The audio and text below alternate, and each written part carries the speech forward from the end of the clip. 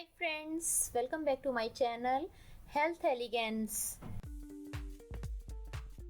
Today we are sharing with you the recipe for a homemade chemical mix. The antiseptics contained in this mix are extremely useful for diabetic wounds, old, incurable and worm-infected wounds. If doctors are disappointed with your treatment, once you have used this remedy with confidence, you will benefit. Now we tell you the ingredients of this chemical mix. For this you have to take mustard seeds oil 100 gram, phenol 20 gram, iodine tincture 12 gram, acryflavin lotion 0.24 gram. Method: get all the ingredients from the medical store, mix them in a glass bowl and save them in a small glass container. Wash your wound thoroughly with water, pat dry it, then apply this mix using a cotton ball. Using before going to sleep is preferable. Stop using when you get a satisfactory result.